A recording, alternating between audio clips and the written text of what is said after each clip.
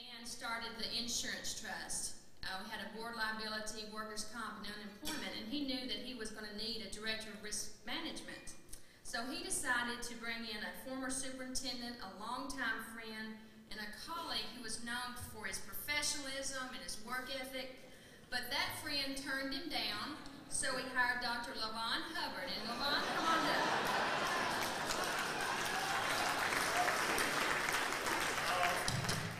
Thank you, Tammy. I'm so proud to be here. Dan, you look like a million, but we all know you're not that old.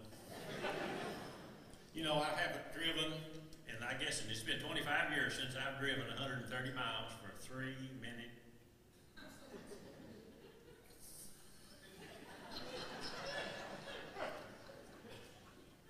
Oh my God, Tammy, I'm gonna tell you something. Dan ought to be ever grateful to you because you only gave me 3 minutes. Because when she told me the first time about it, that's the kind of stuff I wrote, but I found out I had only 3 minutes. So I decided I'd just tell some really nice things about Dan. But I asked Tammy, I said, what do you want me to talk about? She said, talk about his sex life. I thought for a minute, and I said, what do you want me to do for the other 2 minutes and 50 seconds?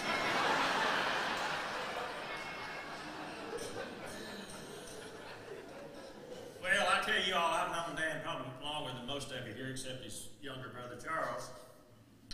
I knew him before he had the tummy tuck, the facelift, and dyed his hair gray. So that's quite a while. But I'll tell you one thing about Dan I've always admired. He's been very religious. He worships himself.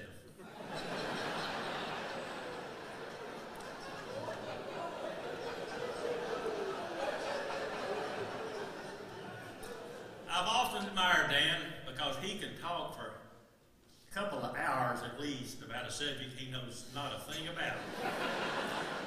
But if he happens to know just a little bit about it, he can talk for as much as 4 hours. I know one thing about him that some of you might know, though. Might not know because I have known him a long time. He's very studious. I remember one night he stayed up all night studying for a urine test.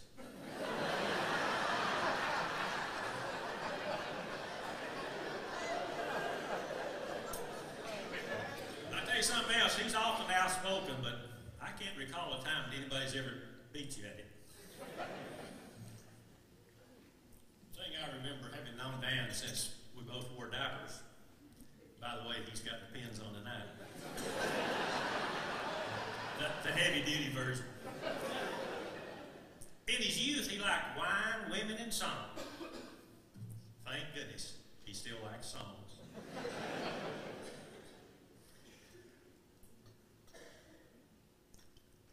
I remember back then, they showed some of the stuff up here about him, but one of the things I really liked about Dan, he was really a really good athlete. And y'all probably don't know this, but he won a gold medal. He had it bronzed.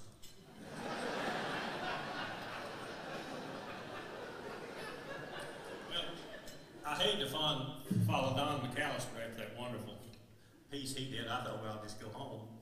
But that's not the way it ought to be. But he mentioned South Carolina. And I remember that day, I really hated to think about Dan leaving, but I thought, you know, there's a couple of really good things about the fact that he would leave Tennessee and go to South Carolina. It raised IQ in both states.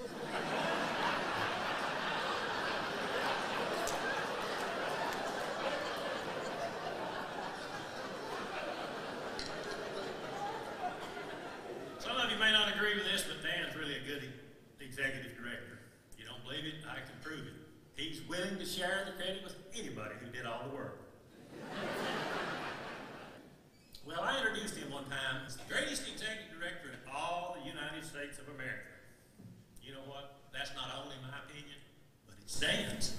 How about that, Gary Ashley? Well, I'm going to talk a little bit about, because I knew his mom. She was the first teacher I ever had, and it shows, that had a college degree at grade 6. In a 3-teacher university. Jane Tollett, I owe her a lot. She had a master's degree way back when the earth was just cooling. Dan was born at home. When his mama took a look at him, she went to the hospital.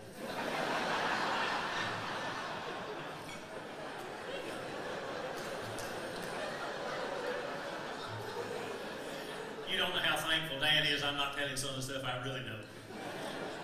You know, Dan tells this story about how his parents recently had so many kids, they kept having kids until they had a perfect child.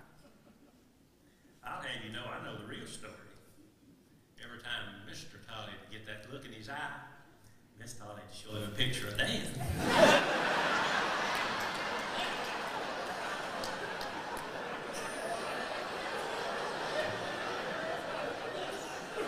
Oh, man, his dad gave out cigar butts.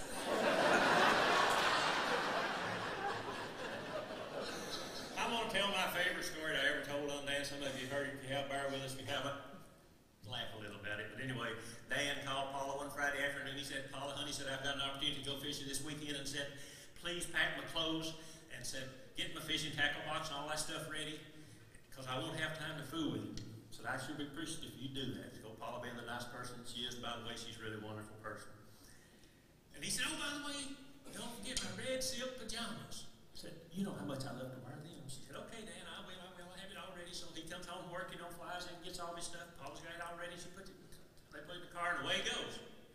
Well, he's gone all weekend. He comes back Sunday afternoon. You know, Paula greets him, says, how was the trip? Always great. Did you catch anything? No, not really, didn't catch anything. Said, we didn't have much luck at all. Well, did you enjoy yourself? Yeah, pretty well I did, but said, why didn't you pack my red silk pajamas like I told you to? She said, I did. They were in the tackle box.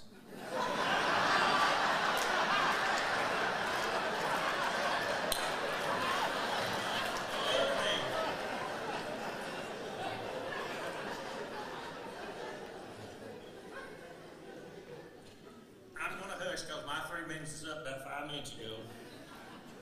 And Dan's relieved and I'm about to hush. But Dan, Native Americans used to roast